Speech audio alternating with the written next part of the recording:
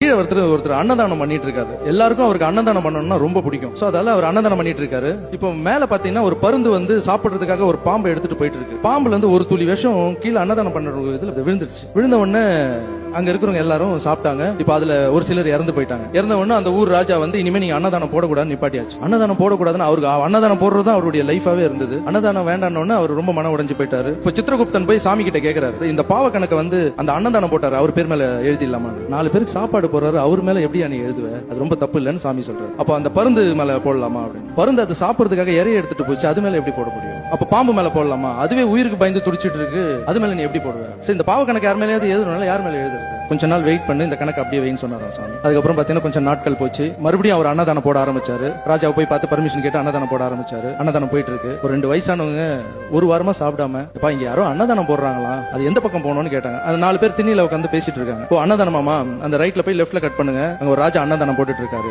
அன்னதானம் போய் சாப்பிடுங்க, ஆனா செத்துருவீங்க, உயிரோட இருக்க மாட்டீங்க அப்படின்னா. அந்த வயசானவங்க 2 பேர் சாப்பிட முடியாம திரும்பி போனாங்களாம். சாமி கூப்பிட்டாரு சித்திரகுப்தனை, மேல வாங்க. அந்த பாவத்தை யார் மேல போடணும்னு கேட்டிருந்தல, அந்த 4 பேர் உட்காந்து சும்மா பேசியிருந்தானுங்க பத்தியா. அவன் சாப்பாடும் போட மாட்டான், போடுறவங்களும் என்கரேஜ் பண்ண மாட்டான். 2 பேர் போய் ஒழுங்கா சாப்பிட்டு இருப்பாங்க, அவங்க எதுவும் கெடுத்தாங்க. அந்த பாவத்தை அந்த 4 பேர் மேல சேர்த்து விட்டாங்களாம். சோ சும்மா நம்மளை பத்தி ட்வீட் போடுறவங்க பேசுறவங்க இவங்களுக்கு எல்லாம் இருக்கு. சோ அதை நம்ம எதுவுமே பேசிக்க வேணாம், நல்லது வேணா நம்ம பண்ணிக்கிட்டு போயிட்டே இருக்கணும், அவ்வளவுதான்.